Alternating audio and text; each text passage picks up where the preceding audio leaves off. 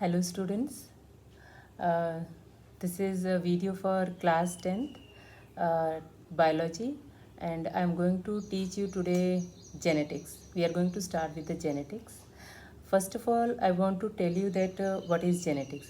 Actually, genetics is a study of genes. Now, what are the genes? Genes are small segments of DNA. You know about the DNA, that it is a genetic material of all living organisms. So these genes are the small segments of DNA, and these segments actually represents character of any individual, either that is a mosquito or that is a human being or anybody, any living organism in this world. They all are controlled by the genes only, either their behavior or their body physique, whatever is there, everything is controlled by genes. Actually, genes are the blueprints of our body features. Whatever the body features of the mosquito, that will be written on the genes, and whatever the body features of human being, that is also written on the genes. So genes actually, basically, they are the you can say that main hereditary unit, which carry the information of the body, means body structure and body physique, to the next generation. So let's start with the genetics. So first of all, I want to tell you that genetics, father of genes, is actually, first of all, in a ancient time, there was no discovery of gene, so nobody was aware about the genes and genetics. And actually, gene was discovered in 1909. Before that, there was one, you can say that, teacher, that named as Gregor John Mendel. He was teacher in some monastery, and he used to teach mathematics and science, but he was having keen interest in gardening. So when he used to do the gardening, then he found that he grows pea, that garden peas, and then he found that some patterns are there. So he started noting down those patterns, and some plants are taller, some plants are shorter, some flowers are white, some flowers are purple. Then he started some experiments over them, and then he noted down all his experimental work and presented in front of one scientific society about his experimentation. But at that time, nobody was aware about those kind of things. Something is there which is going to represent the characters of any living organism. So that was discarded by the all those people. So he was also not confirmed, because he was not biologist, so he was not sure. So he also rejected his work. And afterwards, when gene was discovered, when its behavior was discovered, then one more scientist came, that name was Hugo de Veris. He again started working on the genes, and when he performed experiments, then he saw that all the experiment whatever done by the Gregor John Mendel was exactly confirmed or proved by the genes in the same manner. So later on, he proved all the experiments of the Gregor John Mendel, and he just given, you can say that, credit to the Gregor John Mendel only. That's why Gregor John Mendel was now considered as a father of genetics. So students, now I want to tell you about the what is the use of genetics, studying genetics. Actually, genetics basically nowadays is a very great tool. You can say that very great biotechnological tool. We can do anything. We can produce new kind of organisms. We can produce lots of new medicines from this genetics, and from this with the help of these genes, and by cutting pasting genes, and then producing new type of medicine, new type of organisms, and so many human welfare work can be done by the genes only. But before going to genetics, there are some definitions which you should know, which are basics of the genetics. So let's start some simple definitions. So first of all, hereditary, students, I am going to tell you about the hereditary. Wait, that is, it is a hereditary is a, you can say that, transmission of genetically based characters from parents to offspring. So students, For example, hereditary, you just see in your book also it is written, hereditary definition is also given. These suppose parents are there,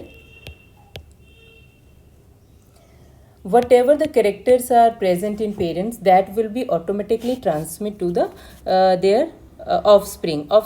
Yeah, this is a new word for you. Actually all the babies of any parents are called as offspring, so that characters will go to the offspring. So students, this is a definition: transmission of genetically based characteristics from parents to offspring is called as heredity. And in general sense, you can say that your features are mostly matching with your parents only, either your mama or papa. So that means those features are came in you from your mother or father only. So those are because of genes. So students, always keep in mind that like begets like, means whatever the individual is there, organism is there, he is always able to produce their own kind only. Means, for example, mango tree will produce mangoes, and mosquitoes will produce mosquitoes, human beings will produce human beings. This is not that mango tree will also able to produce that apple also. So that means like begets like, means whatever the individual is, it always able to produce their type only. So that is because of genes. Actually genes, because they are having that type of genes which are which features they are having, so they will give those genes to the next generation. So obvious they will produce their own kind only. Now students, next definition is variation in population. You have seen that nobody is resembling each other. Nobody is resembling each other. So students, variation, you can say that you have seen that Chinese are different, and Africans are different, Indians are different, all the different kind of features are there, and those are because of their genes. Their genes are present in their population. Actually in that population, those types of variations are present because of genes only, students. And you can see different types of dogs. You have a pets, and those pets are not similar. Some stray dogs are there, and different varieties and species, and you can say that lots of various types of dogs are also present. So similarly, human race is also having different type of species, different types of families, different type of races. So that is because of this that is called as variation, and because of genes. Because all the populations are having different genes, so they are having different features. So that different features will create a variation in the population. So I think this is clear to you, variation. Now students, next definition is a character. Now I'm slowly coming to the main genes. So students, character means, suppose any inheritable feature is called as character. Means with the feature which can be transmitted to the next generation, that is called as character. So students, you can see that for example, suppose your hair color or hair texture, we can see some people are having curly hairs, and some people are having you can say that some people are having straight hair. So hair texture is a character. Okay, got it? That means hair texture. And next one is, this is called character. And this character actually determined by the genes. Genes are able to determine this character, and these genes will have two types, always having two types.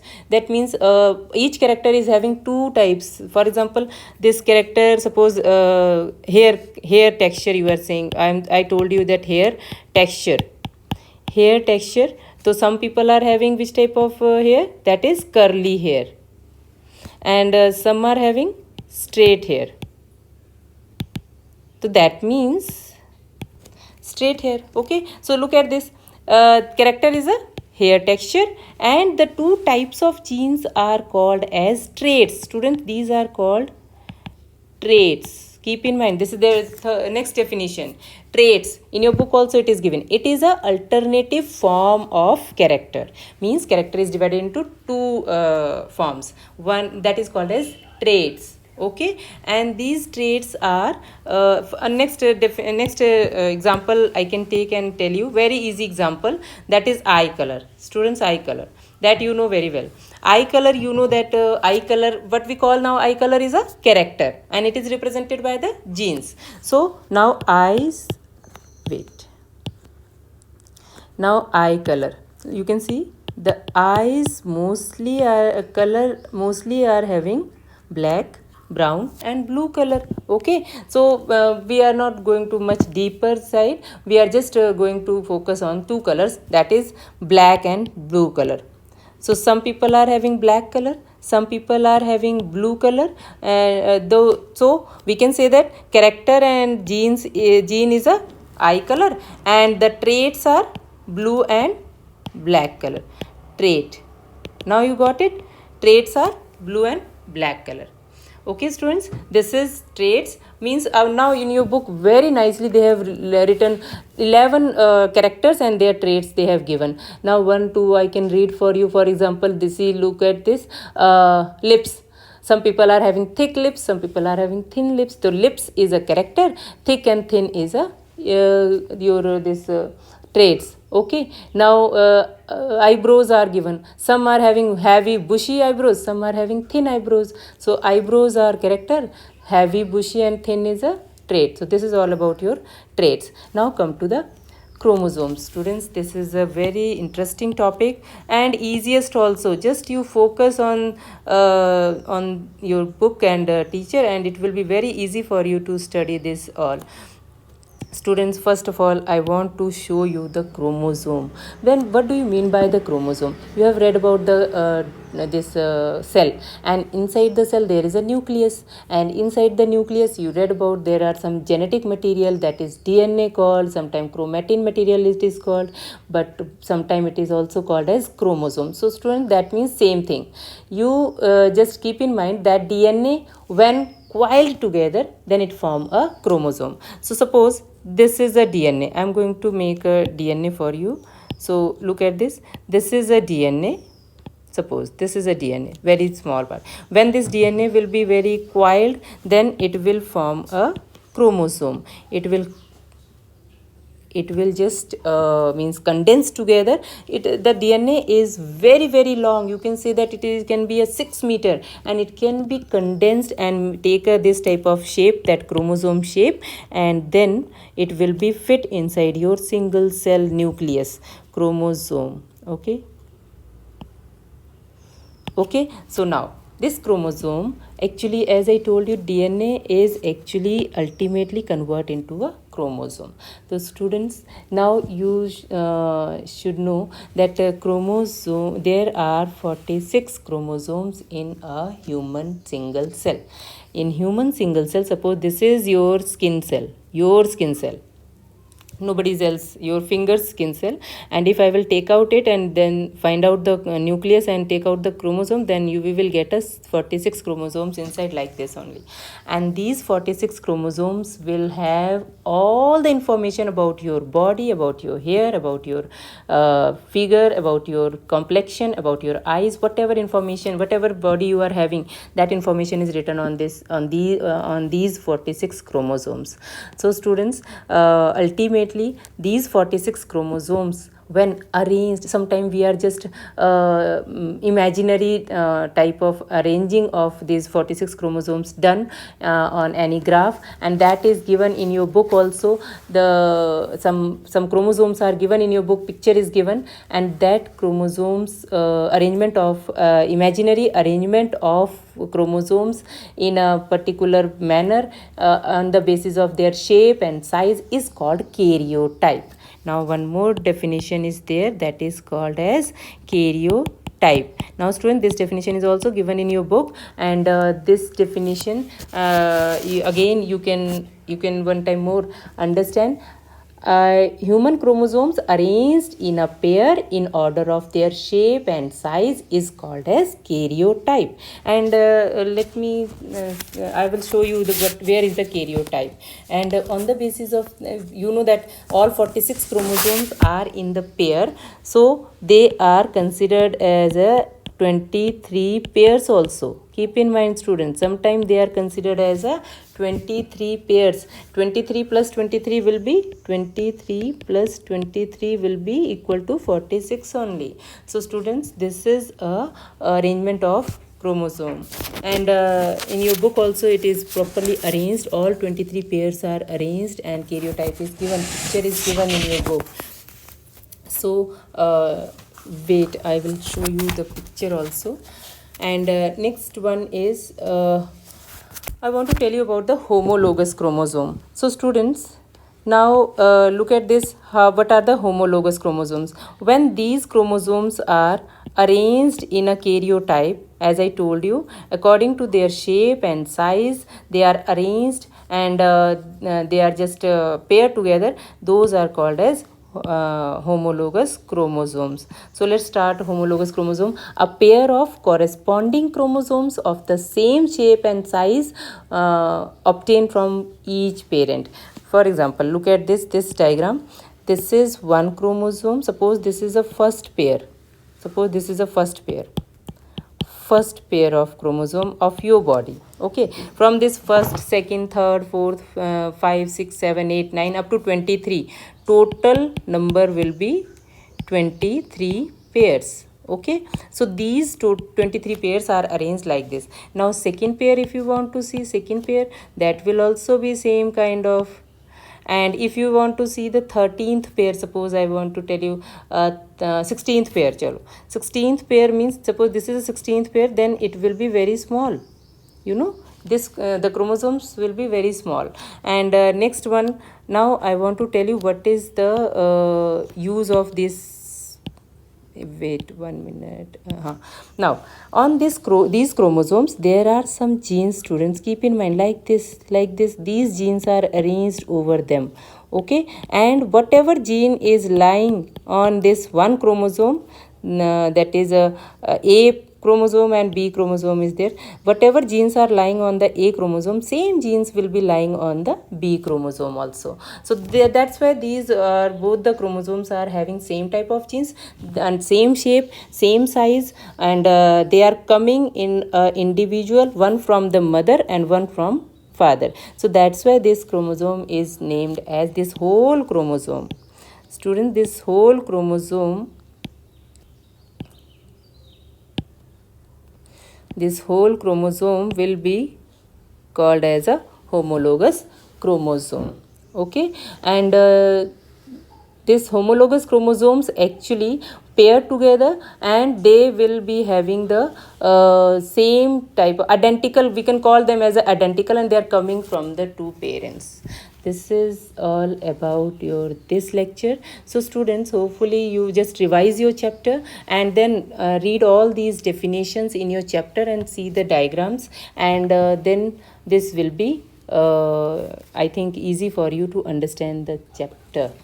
Okay, and next one, if any query, then we will discuss in a class. So students, I think this is clear to you, and you read it and just see the diagrams, and please try to do it seriously, and then rest we will discuss in class. Okay, thank you.